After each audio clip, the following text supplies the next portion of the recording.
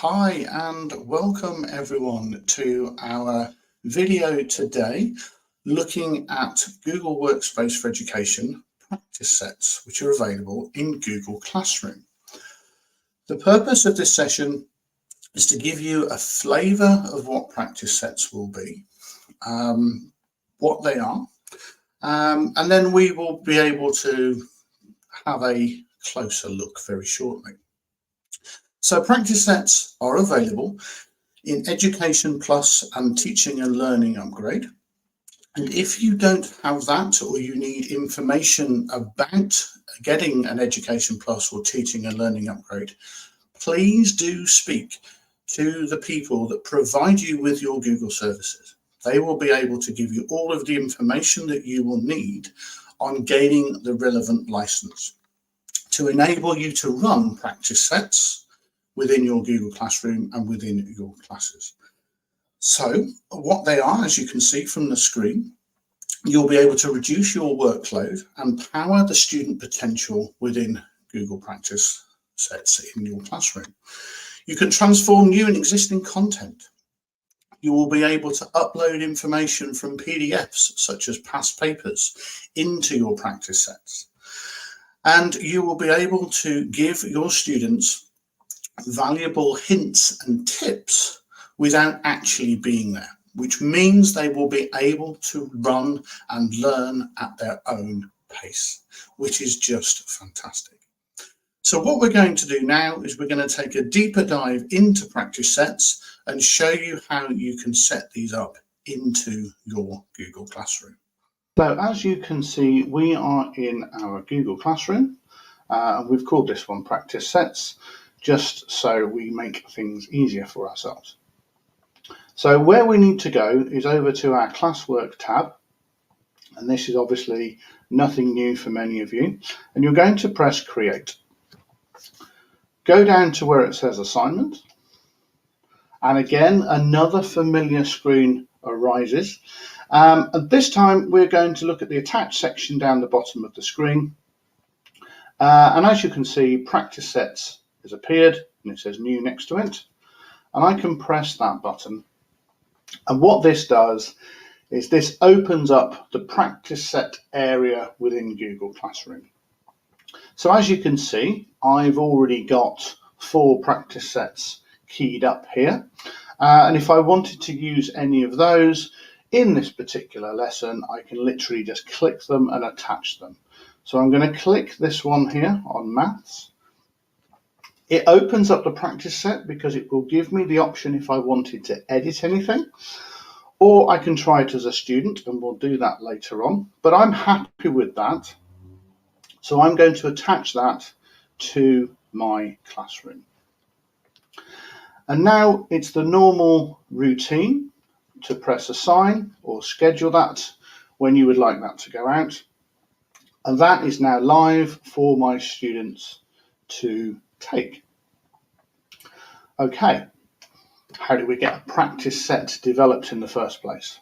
Well, let's go back to create, down to assignment, into practice sets. So it's always in the same place to generate new ones and retrieve your existing ones. But this time I'm going to press create, and it's going to give me the option to create a new practice set. So I've got some questions already fired up, which I'm going to copy and paste into this. You can actually copy and paste from a PDF. So if you were taking questions from a past paper, you can do that, which is really, really nice.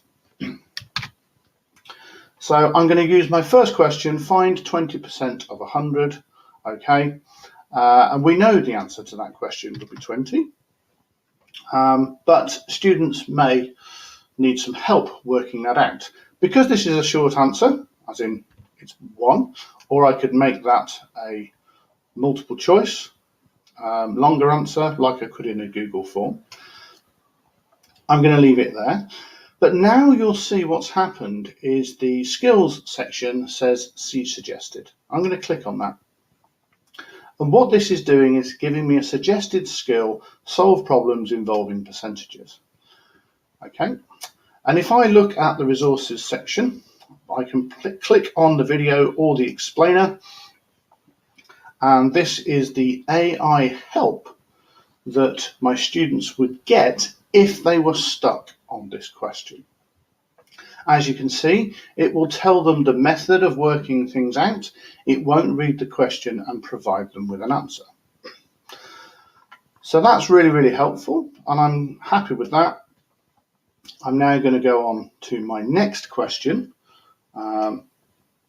which is a non-maths based question about the impact us humans have on the environment where we live.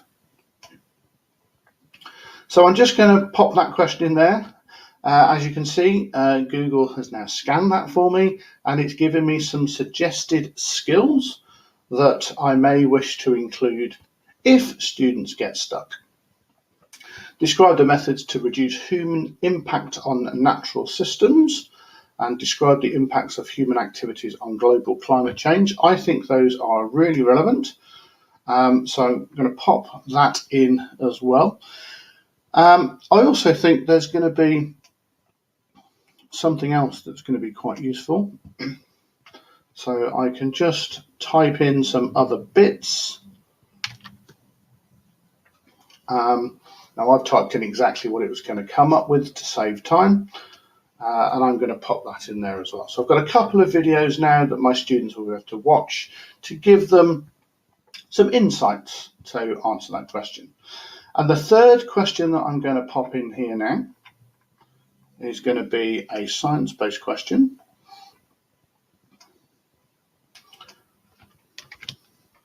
Explain the differences between solids, fluids, and gases. And we'll give Google a few moments, there it is, to provide some suggested skills. And we now have compare and contrast the properties of solids, liquids, and gases, which is absolutely fantastic. So this time I've got a video and I've got an explainer as well. So I can see a nice diagram, infographic, and a video to help me, will help my students answer those questions. Okay, so I've put my questions in. I'm then going to, before I press done editing, I want to try this as a student to see how this works. I've got a nice message here to say I'm missing correct answers. That's because questions 2 and 3 I've not changed. So we'll make those changes to be paragraphs, because I'm going to want to see what my students put in for those particular questions. So I'm going to make those there. Now I'm going to try this as a student so we can see how this AI works.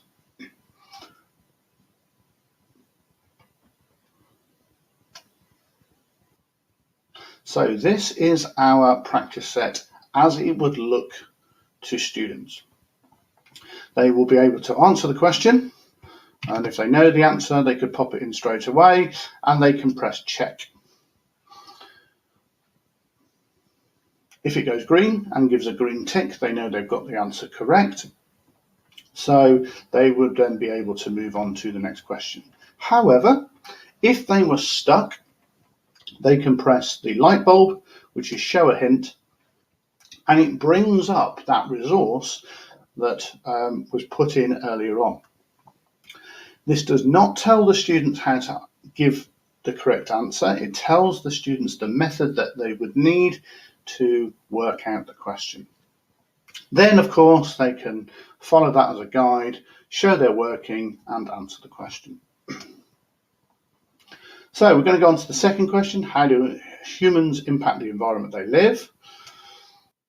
This is now a video that comes up, so I'll be able to go through the video. I'm not going to play it out for you, and then you'll be able to view that, answer the question, put some information in, and then that's one that the teachers will check later on. And our final question, explain the differences between solids, fluids, and gases. This is an infographic that came up when we selected it. So it's talking to us about solids, it's talking to us about liquids, and it's talking to us about gases. And then they should be able to use that to answer the question. So That is what it looks like for a student's perspective. Once you're happy with that and you know it works, you can launch that into your classroom by closing the tab, going to Done Editing, and when you're happy, you can attach that to your classroom. So I've just called it Demo 4. We'll assign that into our classroom, and there we have 2 practice sets open in my Google Classroom, ready for my students to take. Thank you very much. So there we have had a look at what practice sets are, how you can get them up and running within your Google Classroom. And we hope you're going to really find that useful. As I say, if you need to check the license credentials, please do speak to the people that provide you with your Google services, and they will be more than happy to talk you through that process.